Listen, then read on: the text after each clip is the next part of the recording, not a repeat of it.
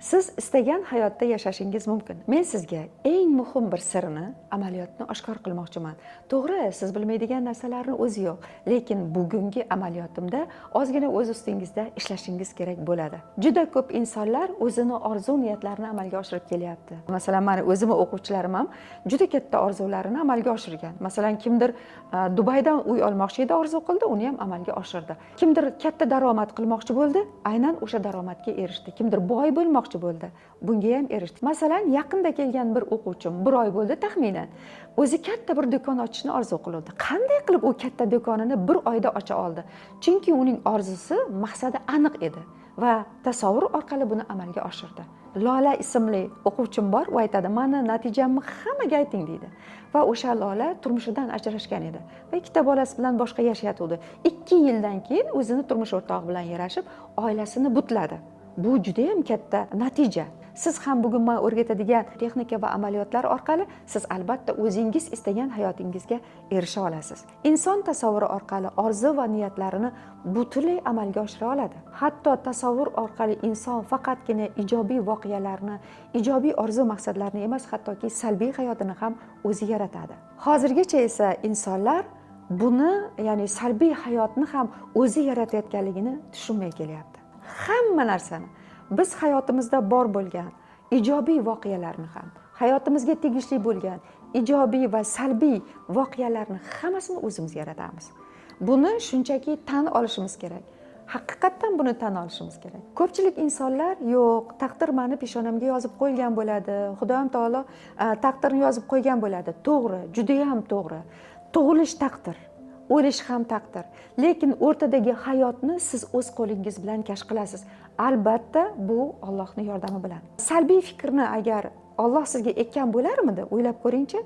Yoki salbiy hayotni sizga Alloh ravo ko'rgan bo'larmidi? Yo'q, albatta.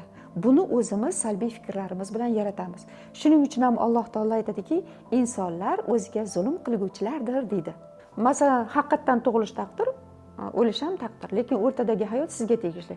Hozir shuni ham isbotlab berib ketaman. Nima uchunligini? Nima uchun shunaqa? Masalan, inson ongli mavjudot, to'g'rimi? Alloh taolo ongni bekordan bekorga insonga bermadi, to'g'rimi? Hayvon esa ongsizroq. Deyarli ongsiz. U hayotini o'zi yaratib bilmaydi. Lekin insonda ongi bor va tasavvuri bor tufayli hayotini o'zi yarata oladi.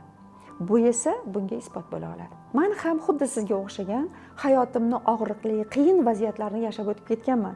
Chunki o'sha paytida men bu bilimlardan va bu qobiliyatimdan xabarim yo'q edi. Bir kuni bir muqaddas kitob qo'limga tushib qoladi. U yerda Allohning bir gapi borda, aytadiki, mana biza tog'ni borib ko'ra olmaymiz, lekin tog'ni ko'rish uchun bizga tasavvurni berdi-da Alloh taolo. Va o'sha muqaddas kitoblarda tog'ni ko'rishingiz uchun men sizga tasavvurni bermadimmi deydi. Bu aynan masalan noliydigan insonlarga gapirilgan gap edi. Men tog'ni borib ko'ra olmadim-ku deydigan odamlar uchun tasavvurni bermadimmi? Tasavvur qil. Va tasavvur orqali siz tog'ga ham borishingiz mumkin, bog'ga ham borishingiz mumkin, butun dunyoni sayohat ham qilishingiz mumkin. Nafaqat tog'. Nimaga bu aynan muqaddas gaplar menga ta'sir qildi? Sababi men tog'ni ko'rishni juda orzu qilardim. Chunki men chekka bir qishloqda yashardim. Tog'ni ko'rishni juda orzu qilardim. Biz yashayotgan joy esa sahro edi. Tog'ni ko'rish qiyin edi. Va aynan mana shu muqaddas kitobdagi shu gapni o'qishim bilan tasavvur bu juda katta kuchga ega ekanligini tushunib qoldim. Va sekin astalik bilan bilimlarimni kuchaytirdim, qobiliyatlarimni kuchaytirdim va biz shunchaki mensimay turgan tasavvurimiz ulkan kuch ekanligini keyinchalik angladim va butunlay hayotimni o'zgartira oldim. Aynan menga o'xshab bu ilmlarni bilmagan insonlarga hozir tushuntirib o'tib ketaman. Bizda tasavvur deb nomlangan bir ne'mat bor. U nima? U ongning eng katta qismi hisoblanadi. Ya'ni ongning ijodkori. Ongni bir uy deb olsak, tasavvur uning ijodkori, yaratuvchisi, kashfiyotchisi hisoblanadi. Tasavvur orqali inson o'ziga kerakli bo'lgan narsalarni ko'z oldiga keltiradi. Ya'ni yo'q narsalarni ham xayol bilan, tasavvur bilan ko'zini oldiga keltiradi va uni qayta yaratadi. Tasavvur inson ongining eng muhim qismi. Tasavvur orqali ko'radi, his qiladi, fikr qiladi va tafakkur qiladi. Agar tasavvur yo'q deb biladigan bo'lsak, tasavvursiz inson oddiy, ya'ni biz hayvondan farqimiz qolmay qoladi. Tasavvur insonni inson qilgan eng muhim quvvat hisoblanadi. agar siz bir narsani orzu qilsangiz yoki bir sizga g'oya kelib qoldida, insonlar har doim o'zini g'oyalarini amalga oshirish uchun birinchi tasavvurdan foydalanadi. U ko'z oldiga o'zi istagan narsani birinchi suratlarni keltira oladi va uni video filmini yaratadi. Ana shu tasavvur deb aytilsa, mana shu tasavvur orqali o'zini niyatlarini amalga oshirib keladi. Masalan, Schwarzeneggerni misol qilib ko'rsataman. Nimaga sizga Schwarzeneggerni misol qilib ko'rsatyapman? Chunki ko'pgina o'quvchilarimga men Schwarzeneggerni misol qilib ko'rsatsam, ular juda katta ruhlanadi va ilhomlanadi. Shuning uchun ham sizga aynan Schwarzeneggerni sportdagi muvaffaqiyat va g'alabalarni misol qilib ko'rsataman. Bilasizmi? Schwarzenegger bodybuilding sporti bo'yicha bir necha marta jahon chempioni bo'ladi. Ya'ni g'alaba qozonadi va unga savol beriladi. Intervyuda shunday deydi: "Men har gal musobaqaga borayotgan paytimda o'zimni g'olib deb his qilaman. Men aynan mana shu g'alaba qozonishimning sababi g'alaba qozonganimni tasavvur qilaman va oldindan men g'alaba qozonganimni his qilaman. Aynan musobaqa boshlanganda men g'olib bo'lishimga aniq ishongan holatda boraman" deydi. Chunki uni tasavvurida allaqachon u narsa hosil bo'lgan edi. Va yana aytadiki, men o'z psixologim bilan bir oy davomida g'alabamni qayta-qayta ko'z oldimga keltiraman va men aynan o'sha hissiyotlarga kiraman deb aytadi. Bu tasavvur qanday ishlashini sizga aytib beraman. Qayta-qayta bir narsani tasavvur qilgan paytingizda xotirangizda muhrlanib boradi va xotirangizga tajriba sifatida kirib boradi. Ana shu tajriba esa sizni ongingizga muhrlanadi va xotirangizga muhrlanadi.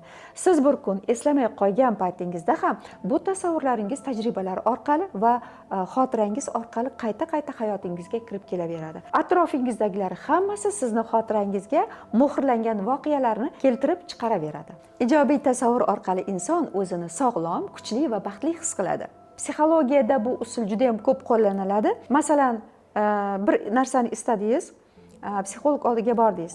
Sizni salbiy voqealaringizga asoslangan tasavvurlaringizni olib tashlaydi-da va sizga ijobiy tasavvurlarni beradi va sizni hayotingiz tez o'zgarishni boshlaydi. Masalan, bir kasal inson psixologning oldiga keladi va u kasalligi haqida tinmasdan gapiradi. Psixolog uni yupatadi-da, yana to'g'ri gaplarni gapirish boshlaganida, yana u o'zini og'riqlarini, kengaygan joylarini yoyib gapirish boshlaydi. U qancha o'zini kasalligi haqida salbiy tasavvurni aytishi boshlashi bilan butun tanaga kasallik yoyilishni boshlaydi. Psixolog unga diqqat bilan tushuntirgandan keyin u tasavvurni o'zgartiradi va shifo topadi. Shuni bilishingiz kerakki, tasavvur bu kelajakni oldindan yaratish, ruhni quvvatlantirish qudratidir. Tasavvurni yaxshilab tushunib olishingiz uchun tasavvur bo'lmasa nima bo'lardi? Keling, buni birgalikda ko'ramiz.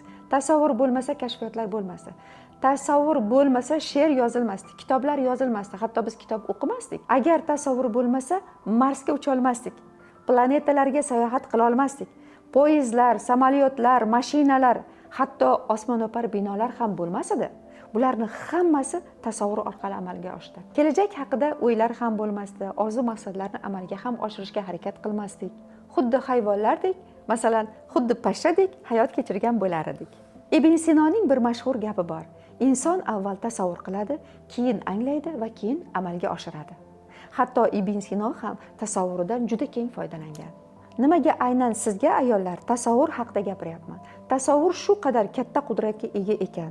Biz nimaga turmush o'rtog'imiz bilan ahil bo'lib yashash uchun tasavvurdan foydalanmasligimiz kerak ekan? Demak, bizni tasavvurimiz bizga ilhom beradi, bizga kuch beradi, bizga g'ayrat beradi va bizni hayotimizni butkul o'zgartiradi. Hatto bizning farzandlarimiz ham tasavvurimiz orqali butunlay o'zgarishi mumkin va siz bu kuchdan foydalanishingiz kerak. Men siz uchun shunday bir tasavvur amaliyotini tayyorlab qo'ydimki, siz buni keyingi darsimda eshitib, amaliyot qilib o'zingiz qo'llab ko'rishingiz mumkin. Men keyingi darsdagi tasavvur amaliyotimni Telegram kanalimga ham joylab qo'yaman. Darsni o'tkazib yubormaslik uchun obuna bo'lib qo'ying. Hozirgi tasavvur amaliyoti bu ideal ayol kursimning kichkinagina bir texnikasi edi. Ideal ayol kursimda o'qigan ayollarimizning natijalari marhamatsiz ko'rishingiz mumkin.